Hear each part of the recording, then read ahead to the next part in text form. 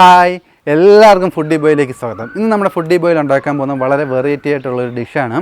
ഈ ഡിഷിൻ്റെ പ്രത്യേകത എന്ന് വെച്ച് കഴിഞ്ഞാൽ നമ്മുടെ പച്ചക്കറി കിറ്റ് വാങ്ങിക്കുമ്പോൾ നമുക്ക് കുറച്ച് വഴുതനങ്ങ കിട്ടും. സാധാരണഗതി നമ്മളത് എടുത്ത് കളയാറാവുള്ളൂ പതിവ്. അപ്പോൾ നമുക്ക് അത് ഒഴിവാക്കി നമുക്ക് വഴുതനങ്ങ വെച്ച് അടിപൊളി ഒരു വഴുതനങ്ങ കറി ഉണ്ടാക്കാം. തമിഴ്നാട്ടിൽ ഇതിന് എണ്ണ വഴുതനങ്ങ കറി എന്ന് പറയും. അപ്പോൾ വളരെ ടേസ്റ്റി ആയിട്ടുള്ള ഒരു വഴുതനങ്ങ കറി എങ്ങനെ ഉണ്ടാക്കാമെന്ന് നമുക്ക് നോക്കാം. അതോടൊപ്പം തന്നെ നമ്മുടെ ചാനൽ ഇതുവരെ സബ്സ്ക്രൈബ് ചെയ്തില്ലേ, എല്ലാവരും സബ്സ്ക്രൈബ് ചെയ്യുക, എല്ലാവർക്കും ഷെയർ ചെയ്ത് കൊടുക്കുക, മാക്സിമം സപ്പോർട്ട് ചെയ്യുക. നമുക്കപ്പം നമ്മുടെ വഴുതനങ്ങ കറി എങ്ങനെ ഉണ്ടാക്കുന്നതെന്ന് നോക്കാം. നമ്മുടെ വഴുതനങ്ങ അപ്പം നമുക്ക് ആദ്യമേ നാലായിട്ടൊന്ന് കീറി വെക്കാം. നടുക്കൂടെ ജസ്റ്റ് ഇങ്ങനെ പൊളത്തിയാൽ മതി. എന്നിട്ട് ഈ തുമ്പങ്ങ് കണ്ടിച്ച് കളയണം. ഇപ്പം നമ്മുടെ വഴുതനങ്ങ ഇതുണ്ടോ, ഇങ്ങനെ നാലായിട്ട് കീറുക എല്ലാ വഴുതനങ്ങയും. എന്നിട്ട് നമുക്കിത് എണ്ണയിൽ വഴറ്റിയെടുക്കാനുള്ളതാണ്.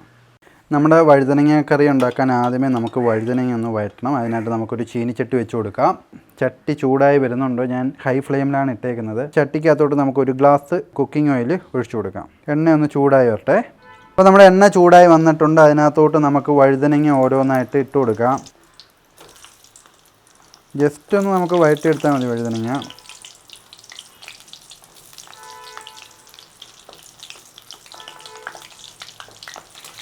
നമ്മൾ ഒരുപാട് എണ്ണ എടുക്കാത്തതെന്ന് വെച്ച് കഴിഞ്ഞാൽ ഈ വഴുതനങ്ങ ജസ്റ്റ് ഒന്ന് വഴറ്റിയെടുത്താൽ മതി നമുക്ക്. അതിന് വേണ്ടിയിട്ടാണ്.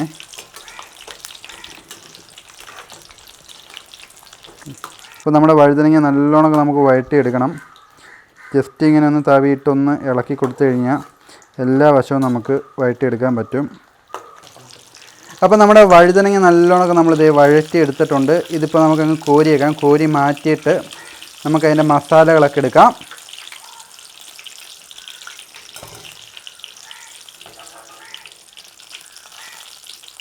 എണ്ണ വെച്ച് കൊടുക്കാം. നമ്മൾ കുറച്ച് മുന്നേ വഴുതനങ്ങ വഴറ്റിയെടുത്ത അതേ എണ്ണ തന്നെയാണ്.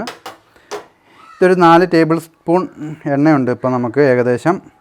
നമുക്ക് ആദ്യമേ ഇതിനകത്തോട്ട് നമ്മുടെ പട്ടവകൾ ഇട്ട് കൊടുക്കാം. പട്ടവകകൾ എണ്ണ നല്ലോണം മൂത്തിരിക്കിയത് കുറച്ച് മുന്നേ. പട്ടയൊക്കെ ഒന്ന് മൂത്ത് വരുമ്പോൾ നമ്മുടെ കറിവേപ്പില ഇട്ട് കൊടുക്കാം. ലോ ഫ്ലെയിമിൽ ചെയ്താൽ മതി, ചിലപ്പോൾ കരിഞ്ഞു പോവും. അപ്പോൾ നമ്മുടെ പട്ടവകകളും കറിവേപ്പിലയും അങ്ങോട്ട് ഇട്ട് കഴിഞ്ഞിട്ട് നമ്മുടെ പച്ചമുളക് 3 പച്ചമുളക് എടുത്തിട്ട് പൊട്ടിച്ചങ്ങോട്ട് ഇടുക.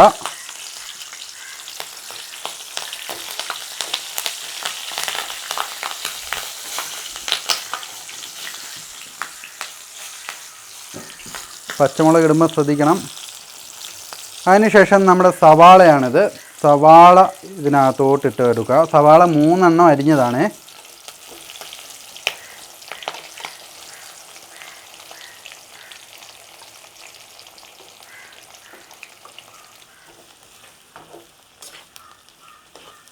അടുത്തതായിട്ട് നമുക്ക് ഇതിനകത്തോട്ട് 1 ടേബിൾ സ്പൂൺ ഉപ്പിട്ട് കൊടുക്കാം. 1 ടീസ്പൂൺ ഉപ്പിട്ട് കൊടുക്കാം.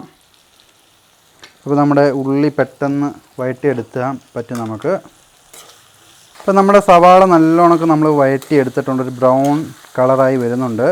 ഇതിനകത്തോട്ട് നമുക്ക് അരിഞ്ഞു വെച്ച 3 തക്കാളി ഉണ്ടല്ലോ, തക്കാളി 3 എണ്ണം അരിഞ്ഞത് ഇട്ട് കൊടുക്കാം. ചെറിയ തക്കാളിയാണ് എടുത്തത്. വലിയ തക്കാളിയാണെങ്കിൽ 2 എണ്ണം അരിഞ്ഞെടുത്താൽ മതി. തക്കാളി കൂടി ഇട്ടിട്ട് നല്ലോണം ഇളക്കി കൊടുക്കണം. അപ്പോൾ നമ്മുടെ തക്കാളിയും സവാളയും നമ്മൾ നല്ലോണം വഴറ്റിയെടുത്തിട്ടുണ്ട്. ഇതിനകത്തോട്ട് നമുക്ക് 1 ടേബിൾ സ്പൂൺ ഇഞ്ചിയും പൂണ്ടും കൂടി ചതച്ച് ഇട്ട് കൊടുക്കാം. നമുക്കിനി ഇതിനകത്തോട്ട് അല്പം മഞ്ഞൾപ്പൊടി, 1/4 ടീസ്പൂൺ മഞ്ഞൾപ്പൊടി ഇട്ട് കൊടുക്കാം.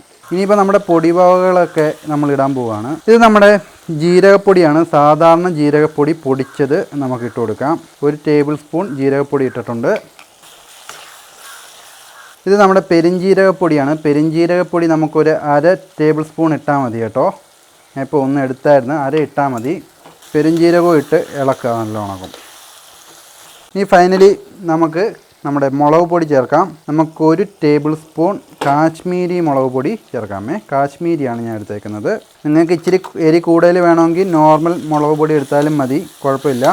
ഇനി നമുക്ക് ഒരു ബൗള് വെള്ളം ഒഴിച്ചു കൊടുക്കുക. ഇതിനകത്തോട്ട് 1 ബൗള് വെള്ളം ഒഴിക്കണേ.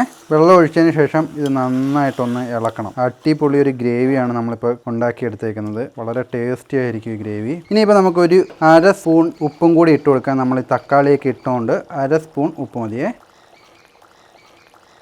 അതിന് ശേഷം നമ്മുടെ വഴുതനങ്ങ അതിനകത്തോട്ട് നമുക്ക് ഇട്ട് കൊടുക്കാം. വഴുതനങ്ങ കുറേശ്ശായിട്ട് ഇട്ട് കൊടുക്കാം, തെറിക്കരുത് ദേഹത്തൊന്നും. എന്നിട്ട് ഈ ഗ്രേവിക്കകത്തോട്ട് ഇത് കടന്നൊന്ന് വേവണം. ആൾറെഡി നമ്മൾ വഴറ്റിയെടുത്തതാണ് നമ്മുടെ വഴുതനങ്ങ. തമിഴ്നാട്ടിൽ ഇതിന് പറയുന്നത് എണ്ണക്കത്രിക്ക എന്നാണ്. നമ്മൾ ഇതുവരെ നമ്മുടെ വഴുതനങ്ങ എടുത്ത് ഇത് കളയാണ് ചെയ്തുകൊണ്ടിരുന്നത്.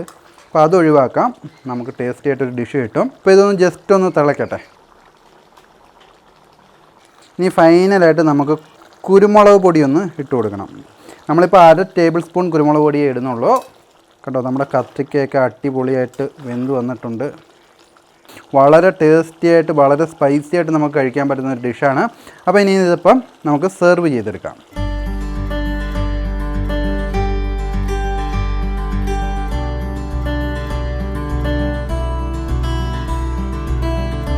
അപ്പോൾ നമ്മുടെ എണ്ണ കത്രിക അഥവാ നമ്മുടെ വഴുതനങ്ങ കറി അടിപൊളിയായിട്ട് നമ്മൾ ഉണ്ടാക്കി എടുത്തേക്കാണ്.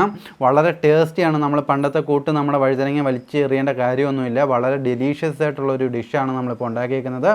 അപ്പം നിങ്ങളും ട്രൈ ചെയ്ത് നോക്കുക, എങ്ങനെ ഉണ്ടായിരുന്നു നമ്മുടെ കമൻറ്റ് ബോക്സിൽ കമൻറ്റ് ചെയ്യുക. അതോടൊപ്പം തന്നെ നമ്മുടെ ചാനൽ ഇതുവരെ സബ്സ്ക്രൈബ് ചെയ്തിട്ടില്ലെങ്കിൽ ദയവായി സബ്സ്ക്രൈബ് ചെയ്യുക, എല്ലാവർക്കും ഷെയർ ചെയ്ത് കൊടുക്കാം. അപ്പോൾ അടുത്തൊരു അടിപൊളി വീഡിയോ വരുന്നിടം വരെ ബൈ ബൈ.